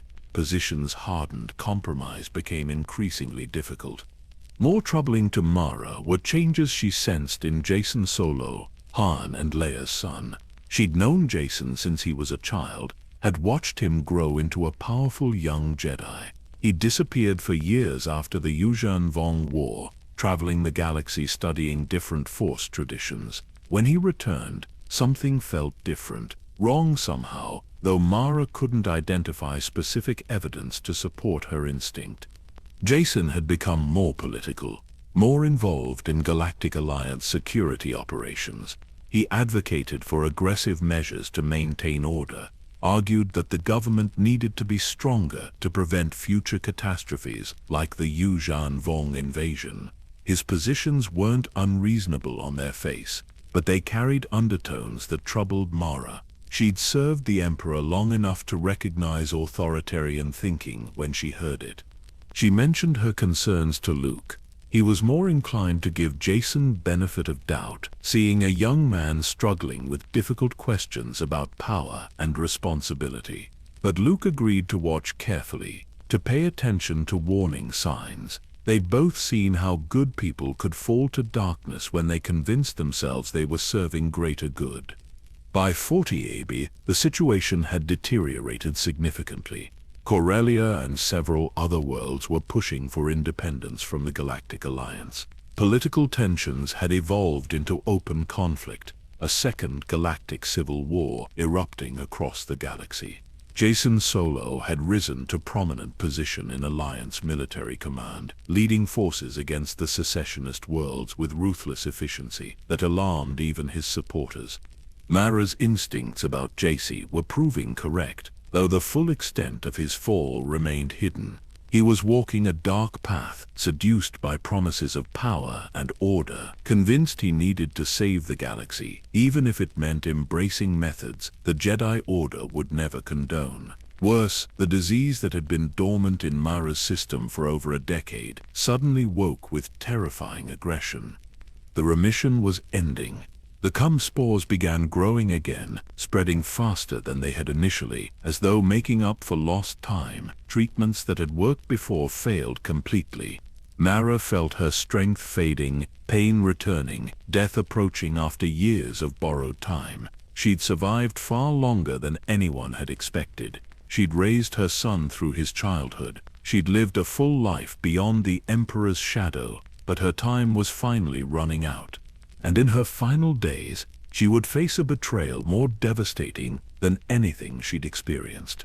The galaxy's descent into chaos and her nephew's fall to darkness would collide in ways that would cost Mara everything, including the life she'd fought so hard to live on her own terms. The Second Galactic Civil War tore through the fragile peace the galaxy had built after the Yuuzhan Vong invasion. Corellia led a coalition of worlds seeking independence from the Galactic Alliance, citing governmental overreach and authoritarian tendencies. The Alliance responded with military force rather than negotiation, and the conflict spiraled quickly into open warfare across multiple sectors. Jason Solo commanded Alliance military forces with effectiveness that should have been admirable, but felt increasingly wrong to those who knew him well. He authorized operations that pushed ethical boundaries, implemented security measures that eroded civil liberties, demonstrated willingness to sacrifice principles for expedient victory. His Aunt Mara watched with growing alarm as the young man she'd known transformed into something dark and dangerous. She investigated quietly, using skills honed during decades as the Emperor's hand, smuggler, and Jedi. What she discovered chilled her. Jason had fallen to the dark side, though he hid it carefully from most observers. He'd been seduced by a dark Jedi named Lumia, convinced he needed absolute power to prevent future catastrophes. He'd taken the Sith name Darth Kidus and was following a path that led inevitably toward tyranny. Mara brought her evidence to Luke. They confronted the reality that Jason, Han and Leia's son, Luke's nephew, had become what they'd all feared. Another Skywalker falling to darkness. Another powerful Force user convinced that authoritarian control was necessary for galactic peace. The Emperor's shadow still haunted them, still twisted those susceptible to the easy promises of the dark side. But addressing Jason's fall became complicated by Mara's deteriorating condition. The Cabal spores had awakened with devastating aggression. Her body, weakened by 15 years of fighting the disease, couldn't mount effective resistance. Medical treatments failed. Force healing provided only temporary relief. She was dying, and everyone knew it, including her. The knowledge that her time was limited made Mara more determined rather than less. She'd spent her entire life fighting the Emperor's conditioning, fighting his final command, fighting to become someone better than what she'd been made to be. She wouldn't stop fighting now just because death approached. If she was going to die anyway, she'd die trying to stop Jason from becoming the next Palpatine. She tracked Jason through the underworld contacts she'd maintained from her smuggling years and intelligence sources built during decades of Jedi operations, found evidence of his secret Sith training, his murders of those who opposed him, his plans for seizing absolute power within the Galactic Alliance. The scope of his fall was total and devastating. Mara confronted him in a location away from witnesses, hoping she could still reach the young man beneath the darkness. She'd been corrupted by Palpatine and found her way back. Perhaps Jason could too, if someone he respected showed him there was another path. She appealed to his better nature, reminded him of who he'd been, warned him where this road led. Jason refused to listen. He was convinced his actions were necessary, that only through strength and control could he prevent the galaxy from tearing itself apart again. Mara's arguments meant nothing to someone who'd fully embraced the dark side's seductive promises. When words failed, she knew what had to come next. They fought aunt against nephew, Jedi Master against fallen Sith. Mara, weakened by disease, but drawing on decades of combat experience, matched Jason's raw power with superior technique and desperate determination. She'd fought for her life countless times. This felt different. She was fighting for Ben's future, for the galaxy's hope, for everything she'd built since escaping the Emperor's shadow. But Jason had youth and health on his side. Mara's body betrayed her at crucial moments, the disease sapping strength she needed, slowing reflexes that had always been her advantage. She fought with everything she had, pushed herself beyond what her failing body should have been capable of, refused to surrender or retreat. In the end, it wasn't enough. Jason struck her down with his lightsaber. The pain was overwhelming but brief. Mara felt herself falling, felt life leaving her body, felt the Force preparing to receive her. Her last thoughts weren't of regret or fear. She thought of Luke, her husband and partner, who'd shown her what love meant. Of Ben, her son, who'd never know his mother's full story, but would carry her strength. Of the life she'd lived on her own terms after breaking free from the Emperor's control. She became one with the Force. The woman who'd started as a slave to darkness, who'd been made into a weapon and commanded to kill, who'd fought her way to freedom and found love and purpose and became a legend in her own right. Mara Jade Skywalker died, not as the Emperor's hand, but as a Jedi Master, a wife, a mother, and a hero who'd given everything to protect what mattered. Luke felt her death across the galaxy through their Force bond. The connection they'd built over decades simply ended, leaving a void nothing would ever fill. His grief was absolute and devastating. He'd lost his wife, his partner, his balance, and he knew immediately that Jason was responsible, that his nephew had murdered Mara. The betrayal burned almost as much as the loss. Then learned of his mother's death and struggled with rage that threatened to consume him. He'd lost the parent who'd understood him best, who'd taught him about making hard choices and standing firm despite fear. The dark side whispered promises of revenge, of power to punish Jason for his crime. Only Luke's presence and guidance kept Ben from falling to the same darkness that had claimed his cousin. The galaxy mourned Mara Jade Skywalker in ways that would have amazed the young woman who'd once served the Emperor in shadows.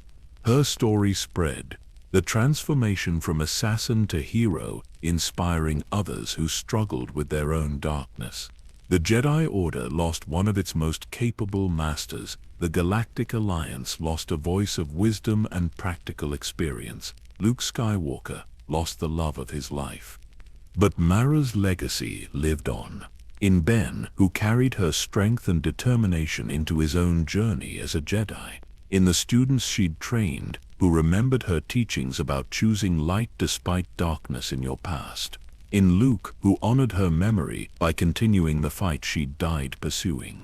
In the countless lives she'd saved through decades of service after breaking free from the Emperor's control. She'd proven that no one was beyond redemption, that choices mattered more than origins, that love could triumph over hatred if you were willing to fight for it, that the Emperor's hand could become a Jedi Master and a symbol of hope, a journey from darkness to light, from slavery to freedom, from isolation to love, would be remembered as long as people told stories about the Force and those who served it. Mara Jade had died defending everything she'd built. It was exactly how she would have chosen to go.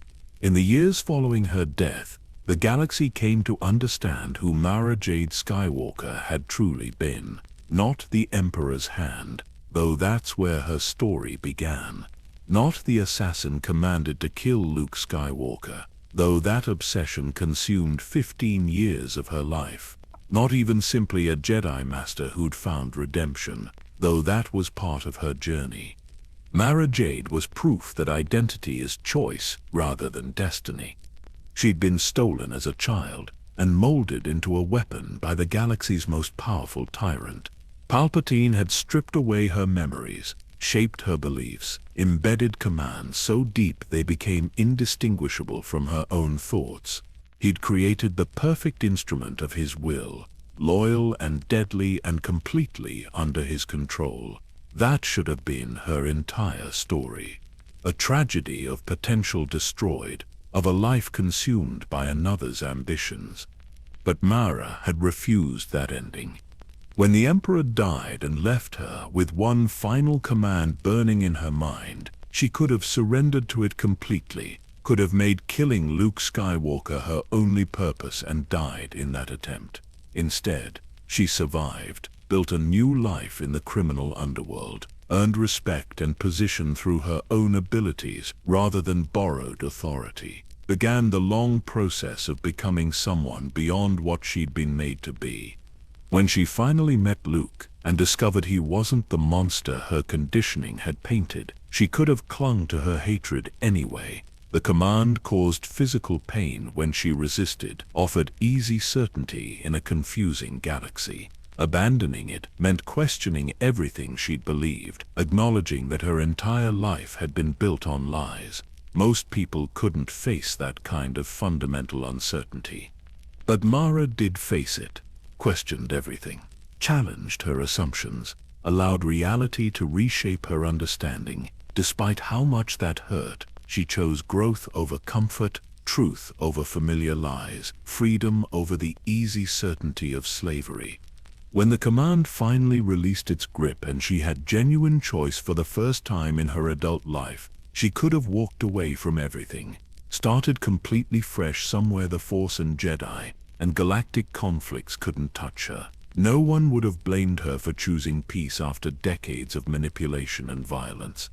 Instead, she chose to train as a Jedi, to learn what the Force actually was beyond Palpatine's twisted teachings, to become something that served others rather than her own survival or dead master's commands. She chose the harder path because it was right, not because anyone forced her.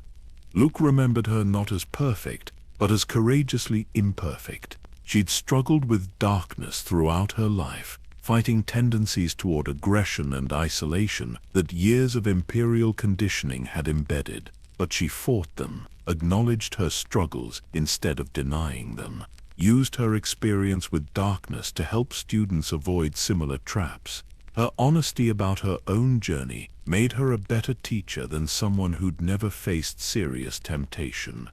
Ben carried his mother's fierce determination and unwillingness to accept easy answers. As he grew into his own strength as a Jedi, people saw Mara in his refusal to back down from what was right, his practical approach to problems that balanced idealism with realism. She'd given him childhood she never had, taught him he could choose who he became, shown him through her example that past mistakes didn't define future potential. The students Mara had trained remembered her differently than they remembered other masters. She'd taught them practical survival alongside philosophy, insisted they understand combat and tactics, even while learning meditation and force techniques. Her classes had been demanding but fair, pushing students hard while offering genuine support when they struggled. She'd expected excellence without demanding perfection, creating an environment where growth happened through challenge rather than fear. She'd proven to a generation of Jedi that the Order didn't need to repeat old mistakes. The ancient Jedi had forbidden attachments, believing love led inevitably to possessive fear and fall to darkness.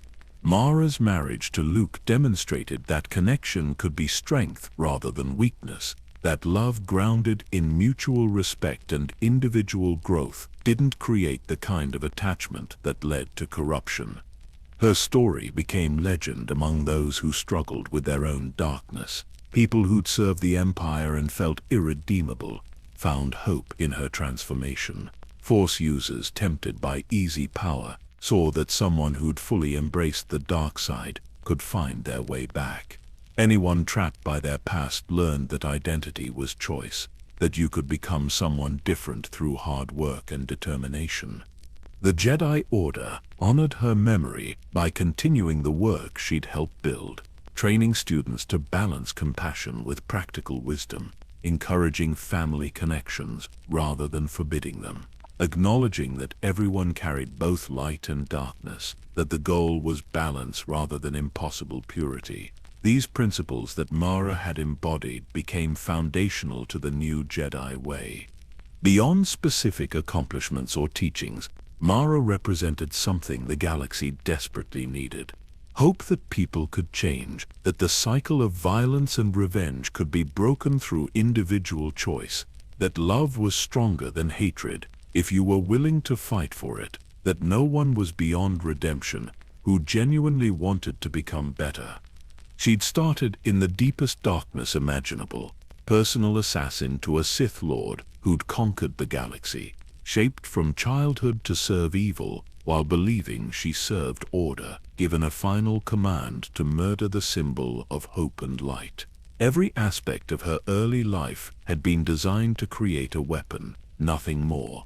But Mara had become so much more. A smuggler who earned genuine loyalty and friendship, a woman who broke free from mental slavery through sheer determination, a Jedi who understood darkness not academically but intimately and used that knowledge to help others, a wife who built partnership based on equality and mutual growth, a mother who gave her son the love and freedom she'd been denied. Her journey from Emperor's hand to Jedi Master spanned decades and encompassed more transformation than most beings achieved in lifetime. She'd traveled from Coruscant's imperial palace to the farthest reaches of the galaxy, from serving the greatest tyrant in 1,000 years to standing beside the greatest hope for freedom, from commanded killer to choosing protector. And through it all, she'd remained herself, never pretended the darkness didn't exist, or that her past was anything other than what it was, never claimed to be pure or above temptation. Simply acknowledged who she'd been, chose who she wanted to become, and worked every day to close the distance between those two people. The Force itself seemed to honor Mara's memory in the years after her death. Those sensitive to its currents occasionally felt echoes of her presence in moments that required her particular brand of fierce determination. Young Jedi facing seemingly impossible odds would find unexpected strength, as though someone was standing with them in spirit. Luke, in his darkest moments of grief, felt comfort that couldn't be explained by anything except her enduring presence. Because Mara had become one with the Force, not as abstract energy, but as herself. The woman who'd fought so hard to claim her own identity didn't disappear into formless unity. She remained Mara, distinct and strong, watching over those she'd loved and served. Across the galaxy, stars drift in patterns older than memory, their light traveling distances impossible to comprehend. The Force flows through all of it, connecting every living thing in a web of energy and consciousness that spans the universe. Within that vast tapestry, Mara Jade Skywalker rests, her journey complete, her struggles ended, her peace finally absolute. She's free now, in ways she never was in life. Free from commands and conditioning, free from pain and disease, free from the constant vigilance survival had demanded. The Emperor's shadow no longer touches her. The darkness she fought for decades has no claim on her. She exists in light, in peace, in the Force itself. Luke feels her sometimes, in quiet moments when the galaxy's demands briefly recede, a sense of presence, of love continuing beyond death, of partnership that transcends physical form. She's with him still, not as memory, but as reality in the Force. They're connected as they always were, though the bond has transformed into something that doesn't require words or touch. Ben carries her forward, through his choices and his strength. Every time he stands firm against darkness, every time he chooses compassion without sacrificing wisdom, every time he helps someone trapped by their past, his mother lives through him. not controlling him, never that, but inspiring him through her example.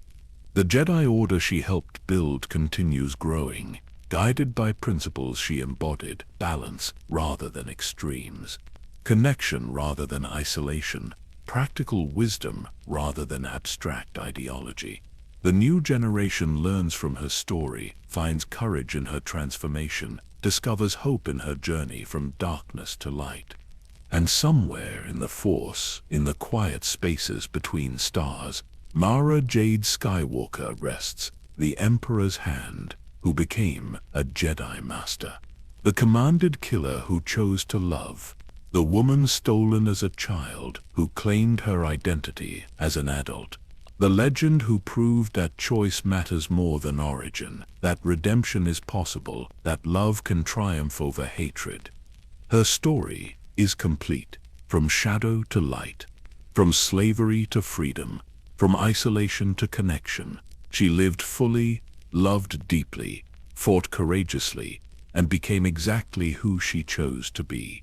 The journey was hard, the transformation painful, the struggle constant, but in the end, Mara Jade won. She defeated the Emperor's final trap, found freedom and love, raised a son, served the light, and left the galaxy better than she found it. That's enough. That's everything. That's a life well lived on her own terms. Rest now, Mara Jade Skywalker.